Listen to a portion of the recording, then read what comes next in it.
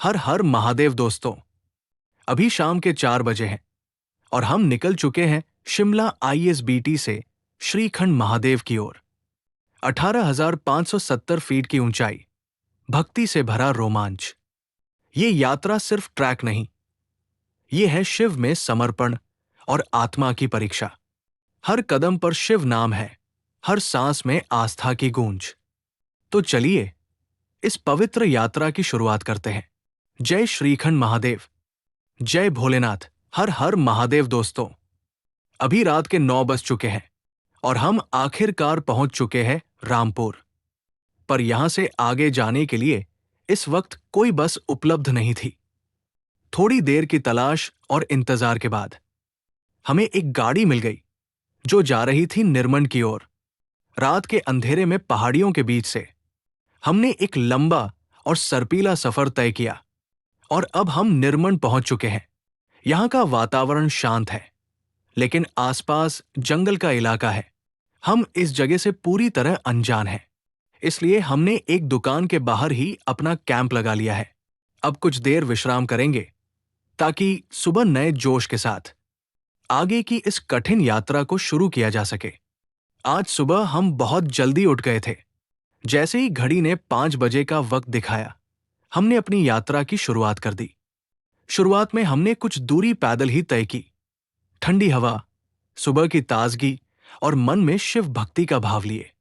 थोड़ी ही देर बाद हमें एक गाड़ी मिल गई जो हमें आगे तक छोड़ने को तैयार थी।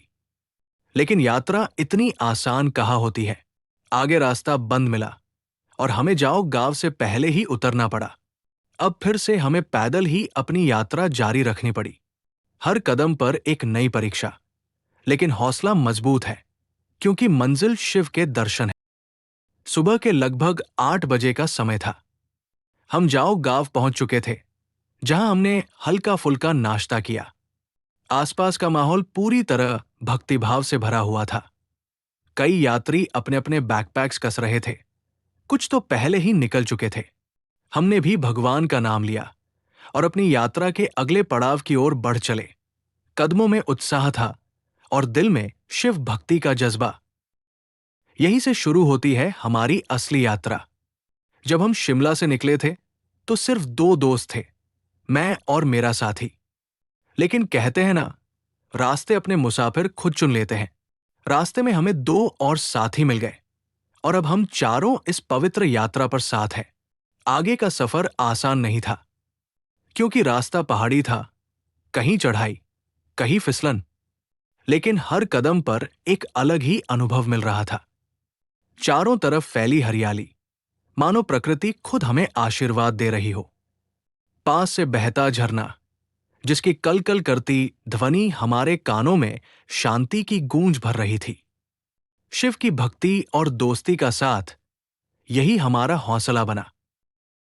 अब हम पहुंच चुके हैं जहां से श्रीखंड महादेव यात्रा का रजिस्ट्रेशन किया जा रहा है। यहां हर श्रद्धालु को रजिस्ट्रेशन करवाना अनिवार्य है ताकि यात्रा सुरक्षित और व्यवस्थित हो सके। हमने भी अपना रजिस्ट्रेशन करवाया, जिसकी राशि मात्र 250 रुपए प्रति व्यक्ति थी। रजिस्ट्रेशन प्रक्रिया सरल थी, कुछ जरूरी दस्तावेज और एक छोटा सा फॉर्म। अब हमारे पास है यात्रा की परमिशन और एक नई ऊर्जा। तो हम निकल पड़े हैं अपने अगले पड़ाव की ओर। यहां से आगे का रास्ता अब असली परीक्षा लेने वाला था। चारों ओर मुश्किलें हमारा इंतजार कर रही थी। आगे के रास्ते बेहद तंग और पथरीले हो चुके थे और साथ बह रही थी वो उफनती हुई नंदी जो, जिसकी तेज धाराएं जैसे हमें चेतावनी दे रही थी। यहां हर कदम फूंक फूंक कर रखना पड़ रहा था। एक छोटी सी चूक भी बड़ी मुसीबत बन सकती थी। और सामने से आते ये भक्तजन, जिन्होंने श्रीखंड महादेव के पावन दर्शन कर लिए हैं, उनकी आंखों में श्रद्धा की चमक और चेहरों पर शांति की झलक साफ दिख रही थी। हम भी इनसे मिलकर पूरे जोश के साथ महादेव का जयकारा लगाने लगे। बोलो श्रीखंड महादेव की जय। चारों तरफ सिर्फ शिव नाम की गूंज थी। आज का हमारा जो लक्ष्य था वो था भिंडवारी तक पहुंचना। रास्ते में हमें बहुत से श्रद्धालु मिले, जो हमारे जैसे ही श्रद्धा और भक्ति से लबरेज श्रीखंड महादेव की ओर बढ़ रहे थे। रास्ते में भक्तों के साथ मिलना, मुस्कुराते चेहरे, हर हर महादेव के जयकारे। लगभग शाम 4 बजे हम पहुंचे काली माता के दरबार, वो जगह जहां मन अपने आप ही शांत हो जाता है। हमने मां के चरणों में शीश नवाया और प्रार्थना की कि इस कठिन यात्रा में कहीं कोई विघ्न न आए। मां का आशीर्वाद लेकर हमने एक नई ऊर्जा के साथ अपनी यात्रा को आगे बढ़ाया।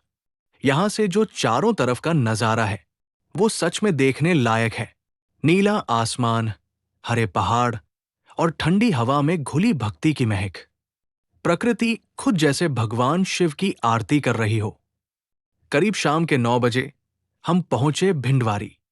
यही था हमारा आज का विश्राम स्थल। थोड़ी थकान जरूर थी, लेकिन मन में जो उत्साह था उसने सारी थकान भुला दी। रात का भोजन किया और सुबह 3 बजे हमने फिर से आगे का सफर शुरू कर दिया। बाहर भारी बारिश हो रही थी, चारों ओर अंधेरा और ऊपर से रास्ते में बहता एक नाला जो तेजी से बह रहा था क्योंकि रात भर मूसलाधार बारिश हुई थी। पर शिव का नाम ही हमारी ढाल था और आस्था थी हमारी चट्टान। यात्रा कठिन होती जा रही थी, लेकिन श्रद्धा और साहस हमारा साथ दे रहे थे। धीरे धीरे बढ़ते हुए हम पहुंचे पार्वती बाग। इस जगह का नाम सुनकर ही दिल में एक अलग सी शिवमयी अनुभूति होती है। अब अंतिम चढ़ाई बाकी थी और हम थे शिव के दरबार के एकदम करीब। रास्ता कठिन था, लेकिन हर कदम पर भोलेनाथ का नाम था। और फिर करीब दोपहर 12 बजे वो क्षण आया जिसका इंतजार हर भक्त को होता है। हम पहुंचे श्रीखंड महादेव। वो शिवलिंग, वो ऊंचाई, वो ऊर्जा, वो वातावरण, हर चीज अलौकिक थी। ऐसा लगा जैसे भोलेनाथ खुद पुकार रहे हों। आ गए मेरे भक्त, स्वागत है तुम्हारा। हमने शिव जी के दर्शन किए। आंखें नम थी, शरीर थका हुआ था, लेकिन आत्मा आनंद से भर चुकी थी। श्रीखंड महा ऐसी ही रोमांचक और भक्तिमय यात्राओं के लिए जुड़े रहिए मेरे साथ। आगे भी मैं आपको कई अद्भुत स्थलों की यात्राओं से रूबरू कराता रहूंगा। चैनल को सब्सक्राइब करें और बेल आइकन दबाएं ताकि हर नई वीडियो आप तक सबसे पहले पहुंचे। हर हर महादेव।